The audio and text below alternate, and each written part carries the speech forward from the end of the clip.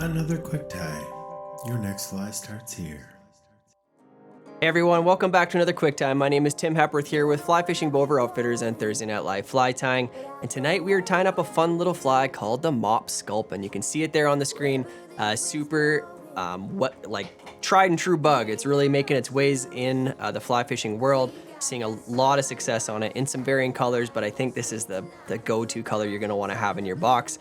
Pretty easy pattern, not a lot of materials. Should be a quick tie, but a very effective one to take you guys through. I want to take a second to thank Western Canada Fly Fishing Guide School for sponsoring this quick tie tonight. You can see the dates below for this spring's class. If you have any questions about it at all, don't hesitate to reach out to us. You can always call us or email or head over to our website. There's going to be lots of information there on it as well. This evening, I'm going to be tying out of our Season 7 kit. Looks something like this. Don't forget, if you don't have one, you can still head over to our website and grab yourself one of those today, and you'll have all 13 episodes, 26 patterns that we have materials for in there, and we're going to take you through in each of these quick ties every week. This one's coming out of episode 8 this week. There's 2 in there. Both of them are have mop in their name, but this one's going to be the olive colored Mop Sculpin, what we'll be working on.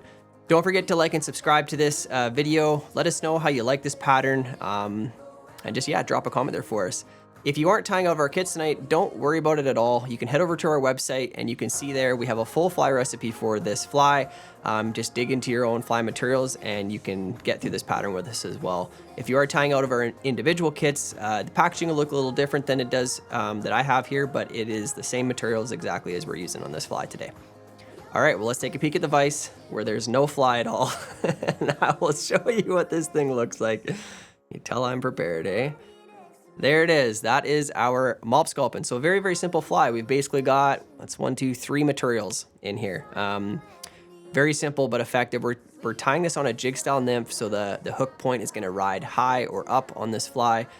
We tie in a little bit of gills and some hackle at the head, and that's about it. It's not a super tough pattern to tie, but is very effective. So let's get this one out of the vise and let's get a bead on our hook.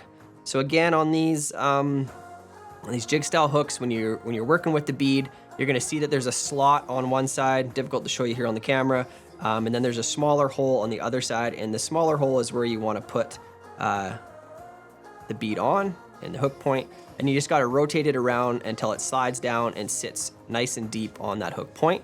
And being that it's a jig style hook, we want that bead to sit, technically as it's sitting here, it would be on the bottom because that hook point is gonna ride up. But we don't want it to sit the opposite way, which would be about here. You can tell it's not quite as seated, so you want to spin it until it seeds as deep as it can, and once we put thread on it, it'll sit right up like that. For thread tonight, speaking of that, I'm going to be using some UTC 140, and I'm going with the olive color tonight to match the pattern. We're going to go ahead by starting our thread right behind that bead, and I'm going to build a little thread dam just to hold that bead in the position that we want it in, and it doesn't take much to hold it there.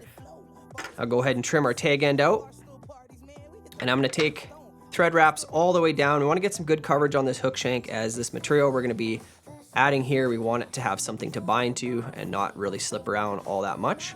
And then we want to get basically right to the top of the hook bend where we're going to tie in the tail portion of this material here. So although it's not true mop fly material, it's a similar material. It just comes in longer strands, and this allows us, it's like a bushy chenille, and we're going to use it as such. But the first thing you're going to want to do is find one end to the other for durability on this, so it doesn't unravel, because we know that there's that rope on the inside holding that material on there. We want to come in here with a lighter and just burn the end of it just a bit so that it's not going to unravel on us. So all I've done is burnt that end and kind of created a little bit of a nubbin so that it can't come off that rope. Now, for measuring a tail, we want a tail that's roughly 2 full hook shanks in length. So if I take that measurement, I'm going to lay it here so I know that's 1. I mark that spot, 2, and then I transfer that to my tie-in spot, and that's going to give me my 2 hook shanks in length out the back like that. Now I am going to tie this in right there, so I'll switch over my hands again, and I want to try to tie this in right up on top of the hook shank. So I'm going to take that gathering wrap, cinch down. If it tries to roll around the hook shank at all, I just need you to put a few more wraps in there to secure it.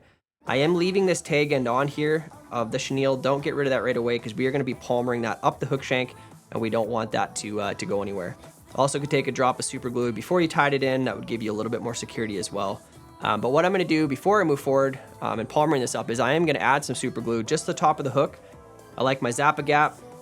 I'm just gonna use just a very light touch of it here. And this is gonna give us a little bit of security on those palmered wraps that they're not gonna come unwind, because it is a bit of a fragile material in a sense. Now I'm gonna take my thread forward.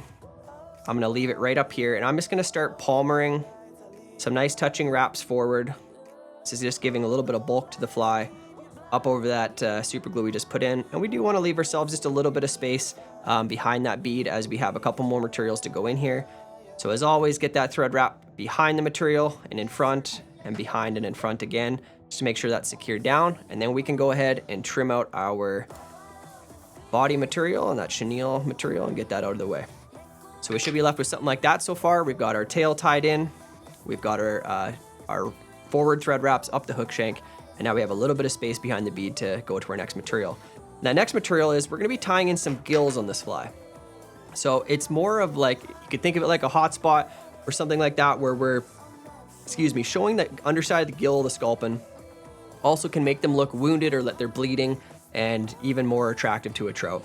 So what I'm gonna do is I'm just gonna grab a pinch of this red flash dubbing, and I'm gonna pull it apart once, set it back on top of itself, and then I'm gonna roll it together with my fingers. Just roll it like this till it kind of ropes up a little bit, like that.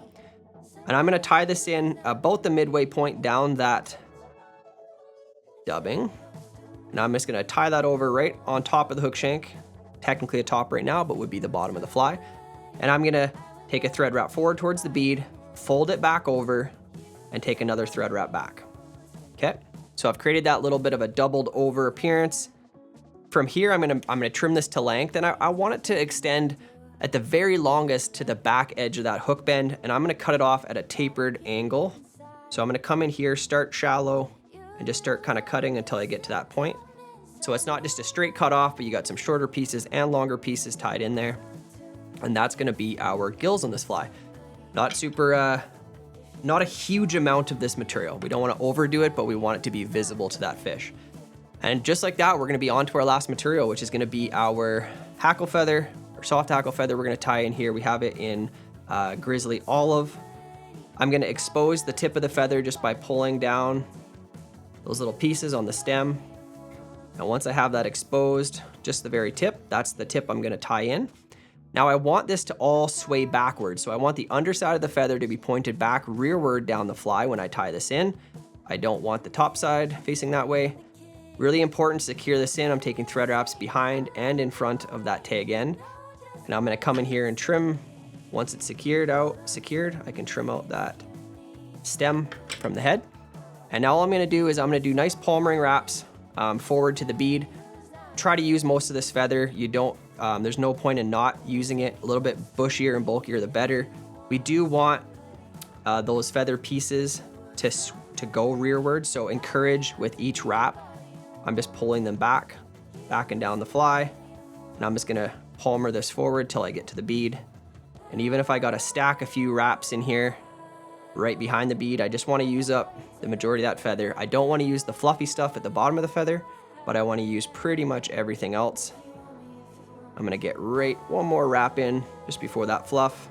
And I need to work my thread through that rest of the material. Try not to trap too many of the fibers. So I've taken my thread wrap behind. Now I'm gonna take my thread wrap in front, and I wanna repeat that one more time.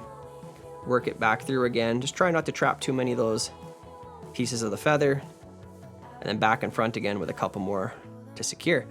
Now from here, I'm just gonna go ahead and trim out the stem. Do your best not to trim out anything else. Just like so. And now I'm gonna encourage any of the fibers that might be kind of pointed forward. I'll encourage them back and just finish with a couple more wraps.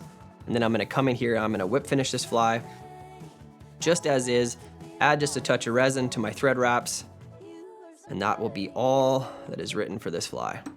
So I'm gonna do a 2 or 3 turn whip finish, get that nice and tight. Like I said, I am gonna add just a tiny bit of resin to my thread wraps. I'm gonna go to my UV Solres bone dry. This stuff soaks into thread wraps really well. I wanna pull that hackle back out of the way so I'm not getting any in the hackle, and I'm just doing enough to coat the thread. Not too much more, because I don't wanna affect how that hackle's standing up. because that's what's giving us a ton of the profile on this fly. And as you know with sculpins, they have quite big fins in the front, and their gill plate's big as well. Their head's fatter, so we're trying to simulate that with this hackle. So we do want it to stand up quite tall. Obviously, it is gonna head rearward once it's being swung or stripped through the water column. But just like that, guys, we have our Mop Sculpin complete. Super great, simple pattern. Hopefully you guys enjoyed that. Don't forget to let us know how it went for you. Drop a comment, like and subscribe to this video, and let us know how this fly went for you guys. All right, again, I am Tim Hepworth here with Fly Fishing Bover Outfitters and Thursday Night Live Fly Tying. Don't forget, if you don't already have one, go grab your Season 7 kit on our website, and you can follow along with the next quick ties and go back and tie all the rest ones we've already done. Okay, till next time, we'll see you there.